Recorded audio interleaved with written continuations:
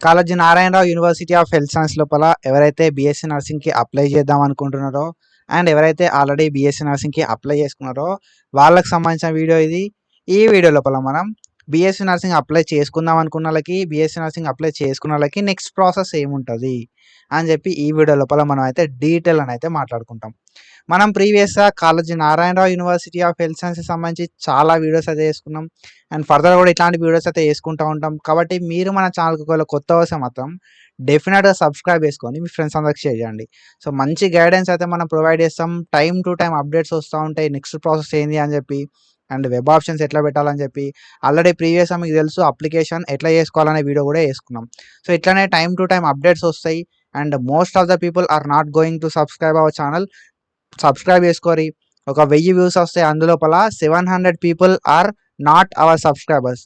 1000 views వస్తాయి. 700 మంది subscribers కాదంటే మీరు అందరూ కూడా సబ్స్క్రైబ్ చేసుకుంటే మనం ఈజీగా ఒక 50K కొట్టేయచ్చు. So I need your support. అట్లనే నేను కూడా మీకు సపోర్ట్ చేస్తా. మ్యూచువల్ సపోర్ట్ చేసుకుందాం. సపోర్ట్ చేయరు నన్ను, నేను మీకు సపోర్ట్ చేస్తా. రెగ్యులేషన్స్ చెప్తా, అప్డేట్స్ చెప్తా, అన్నీ కూడా చెప్తా. ఓకేనా? సో ఇది అండ్ మనం అనాలిసిస్ గైడెన్స్ అని చెప్పి ఒక గైడెన్స్ ప్రోగ్రామ్ స్టార్ట్ చేసినాం. మీ అందరికీ తెలుసు అది. అండ్ మనం బీఎస్సీ నర్సింగ్‌కి సంబంధించి, బీపీటీకి సంబంధించి, ఏహెచ్ఎస్ సంబంధించి గైడెన్స్ అయితే ఇస్తాం. అండ్ మనకి బీఎస్సీ నర్సింగ్‌కి సంబంధించి ఆల్రెడీ నోటిఫికేషన్ స్టార్ట్ అయిపోయింది కాబట్టి మనకి కాలేజ్ లిస్ట్ ఎక్కడుంది, లైక్ కాలేజెస్ ఎక్కడెక్కడ ఉన్నాయి, మనకు ఎక్కడ ఎన్ని నెంబర్ ఆఫ్ సీట్స్ ఉన్నాయి, ప్రీవియస్ ఇయర్ కట్ ఆఫ్ అయింది, అన్నీ కూడా వీడియోస్ చేసుకున్నాం. మీకు పీడిఎఫ్స్ కావాలంటే మన యాప్ లోపల అనాలిసిస్ ట్యూటర్ యాప్ ఉంటుంది ప్లే స్టోర్ లోపల, వెళ్ళి చెక్ చేయండి. 154 రూపీస్ మాత్రమే ఉంటుంది సబ్స్క్రిప్షన్ 6 మంత్స్కి. ఓకేనా? 6 మంత్స్కి 154 రూపీస్ ఉంటుంది.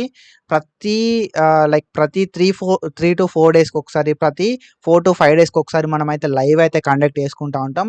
ఆల్రెడీ ఈరోజు లైవ్ అయితే కండక్ట్ చేసిన, లైవ్ అయిపోయింది.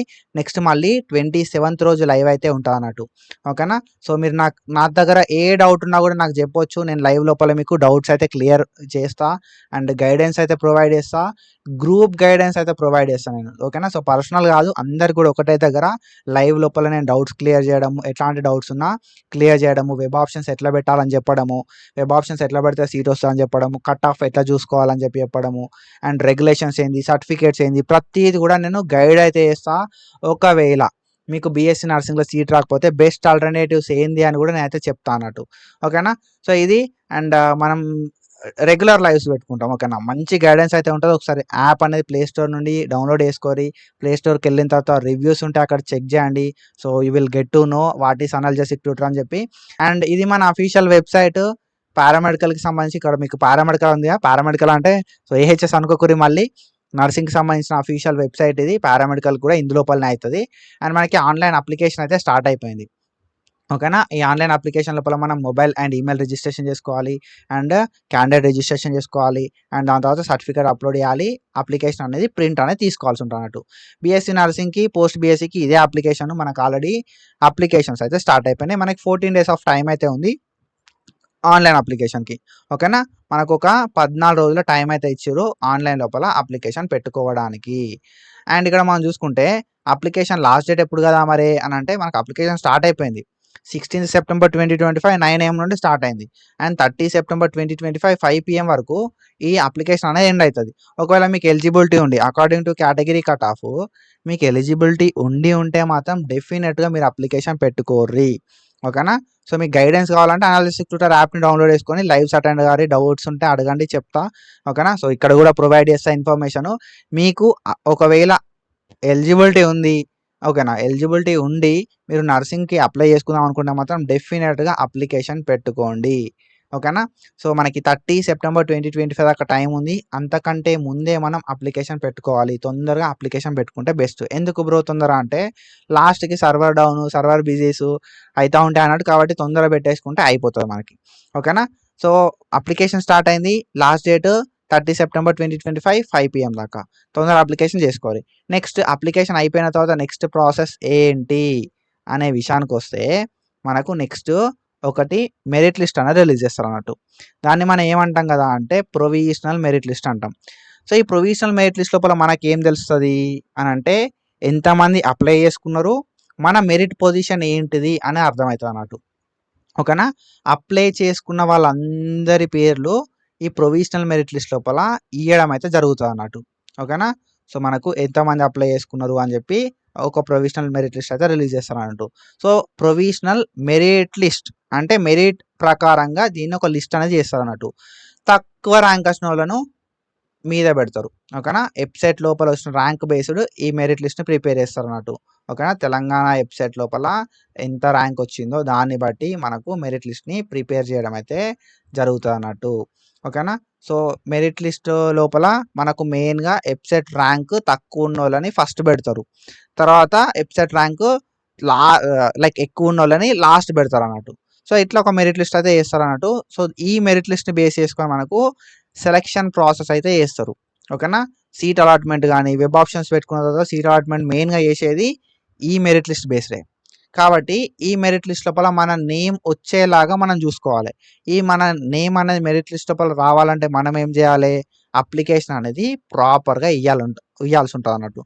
ఓకేనా, డాక్యుమెంట్స్ అనేది ప్రాపర్గా అప్లోడ్ చేయాలి, అప్లికేషన్ అనేది మనం ప్రాపర్గా చేసుకోవాలి. అప్పుడు మాత్రమే మన నేమ్ అనేది ఈ మెరిట్ లిస్ట్ లోపల వస్తుంది. ఇది ప్రొవిజనల్ మెరిట్ లిస్ట్ మాత్రమే. ఓకేనా, సో ప్రొవిజనల్ మెరిట్ లిస్ట్ అంటే ఇనీషియల్గా ఒకటి రిలీజ్ చేస్తారు అన్నట్టు. ఇందులోపల ఏమైనా మిస్టేక్స్ ఉంటే మనకు 2 days ఆఫ్ టైం ఇస్తారు. ఆ మిస్టేక్స్కి అబ్జెక్షన్ రైజ్ చేయడానికి, ఆ మిస్టేక్స్ని కరెక్షన్ చేసుకోవడానికి. ఓకేనా, మనకి 2 days ఆఫ్ టైం అయితే ఉంటుంది ఏదైనా అబ్జెక్షన్ రైజ్ చేయడానికి. ఇప్పుడు ఈ ప్రొవిజనల్ మెరిట్ లిస్ట్ లోపల నీ వెబ్సైట్ ర్యాంక్ ఉంది. నీ వెబ్సైట్ ర్యాంకు 5,000 అయితే దాంట్లో 10,000 పడ్డది అనుకో ప్రొవిజనల్ మెరిట్ లిస్ట్ లోపల. సో అప్పుడు నువ్వు రిజర్వేషన్ని లైక్ నీకు సీట్ వచ్చే ఆపర్చునిటీని లాస్ అవుతావు. కాబట్టి మనం ఏం చేయాలి అంటే ప్రొవిజనల్ మెరిట్ లిస్ట్ లోపల నీ పేరు లేకపోతే మనం అబ్జెక్షన్ రైజ్ చేయడానికి ఉంటుంది అన్నట్టు. ఓకేనా, అబ్జెక్షన్ రైజ్ చేయడానికి మనకు 2 days ఆఫ్ టైం అయితే ఉంటుంది. ఒకవేళ నీ మెరిట్ లిస్ట్లో పేరు లేకపోయినా, నీ మెరిట్ లిస్ట్లో నీ పేరుండి మిస్టేక్ ఉన్నా, ఓకేనా, మెరిట్ లిస్ట్లో నీ పేరుండి మిస్టేక్ ఉన్నా, పేరు లేకపోయినా, లేకపోతే డేట్ ఆఫ్ బర్త్ తప్పు పడ్డా, ఏమున్నా కూడా మనకు 2 days ఆఫ్ టైం అయితే ఉంటుంది ప్రొవిజనల్ మెరిట్ లిస్ట్ లోపల చేంజెస్ చేసుకోవడానికి, అబ్జెక్షన్ రైజ్ చేయడానికి. ఒకవేళ మీ నేమ్ మెరిట్ లిస్ట్ లోపల లేదనుకో ఫర్ సపోజ్, అప్పుడు మనకు అదే రోజు ప్రొవిజనల్ మెరిట్ లిస్ట్ రిలీజ్ చేసిన రోజే ఇంకొక లిస్ట్ రిలీజ్ చేస్తారు. దాన్ని మనం నాట్ ఎలిజిబుల్ క్యాండిడేట్ లిస్ట్ అంటాం. ఓకేనా, నాట్ ఎలిజిబుల్ క్యాండిడేట్ లిస్ట్ అంటాం. సో ఇక్కడ నువ్వు ప్రొవిజనల్ మెరిట్ లిస్ట్ లోపల పేరుంటే నీ నేమ్ కరెక్ట్ ఉందా లేదా, నీ ర్యాంక్ కరెక్ట్ ఉందా లేదా అని చెప్పి చెక్ చేసుకోవాలి. అదే నీ పేరు ప్రొవిజనల్ మెరిట్ లిస్ట్ లోపల లేకపోతే నాట్ ఎలిజిబుల్ లిస్టును చూసుకోవాలి. నాట్ ఎలిజిబుల్ లిస్ట్ లోపల నీ నేమ్ ఉంటుంది అండ్ నువ్వు నాట్ ఎలిజిబుల్ లిస్ట్ లోపల ఎందుకు ఉన్నావు అనేది కూడా ఉంటుంది అన్నట్టు. నువ్వు 9th class 10th class bona fide upload చేయకపోయినా నాట్ ఎలిజిబుల్ లిస్ట్లోకి వెళ్తావు. ఓకేనా, నీ date of birth, so like కొన్ని ఉంటాయి అన్నట్టు కొన్ని సిచ్యువేషన్స్. ఓకేనా, సో ఇంకొకటి ఏంటంటే కేటగిరీ సర్టిఫికేట్ అప్లోడ్ చేయకపోయినా నాట్ ఎలిజిబుల్ లిస్ట్లోకి వెళ్తావు అన్నట్టు. అండ్ ఎస్ఎస్సి మేము అప్లోడ్ చేయకపోయినా నాట్ ఎలిజిబుల్ లిస్ట్లోకి వెళ్తావు.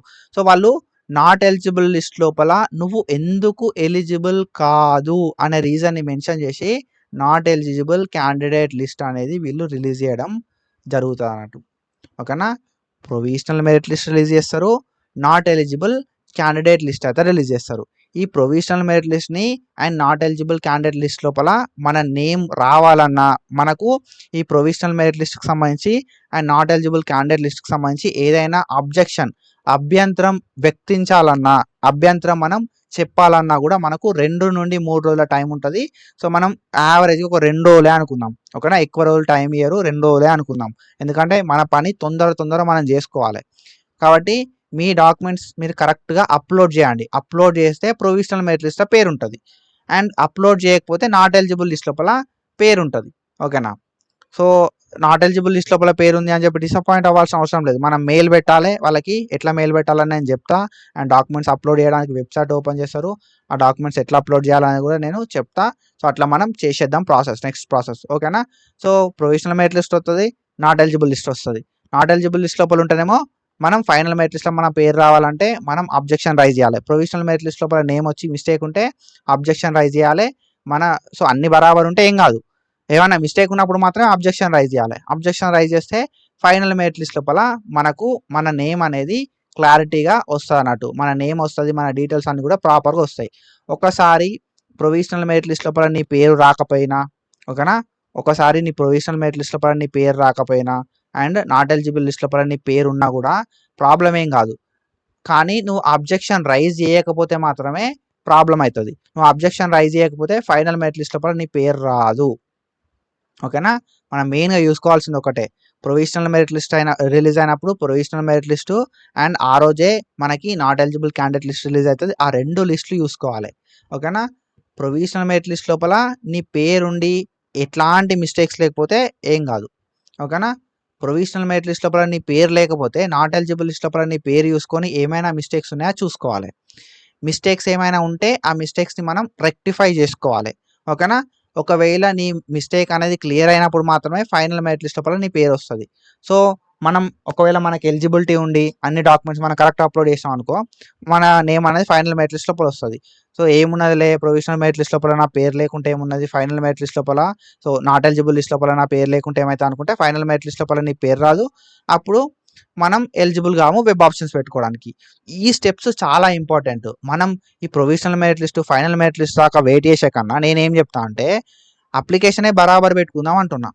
అప్లికేషన్ కరెక్ట్ పెట్టుకుందాం. అప్లికేషన్ కరెక్ట్ పెట్టుకుంటే అయిపోతుంది. నేను అందుకే రెసిడెన్స్ సర్టిఫికేట్ అప్లోడ్ చేయాలి బ్రో, లేకపోతే వేరే ఏమైనా సర్టిఫికేట్స్ని అప్లోడ్ చేయాలంటే అప్లోడ్ చేసేసేయండి. ఓకేనా, మీ దగ్గర ఉన్న డాక్యుమెంట్స్ అప్లోడ్ చేయండి మీరు. ఫైనల్గా నేను ఏం చెప్తా అంటే మన పేరు ప్రొవిజనల్ మెరిట్ లిస్ట్ లోపల లేకపోయినా పర్లేదు, కానీ ఫైనల్ మెరిట్ లిస్ట్ లోపల రావాలి.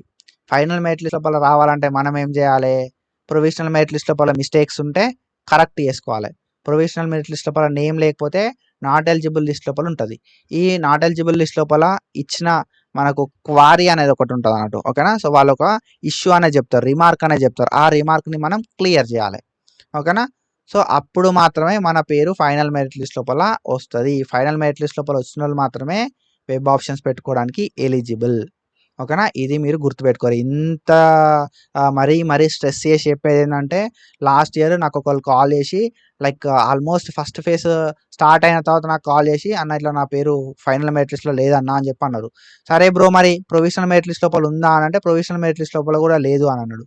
సో ఏం చేసినావు బ్రో ఇన్ని రోజులు అన్న.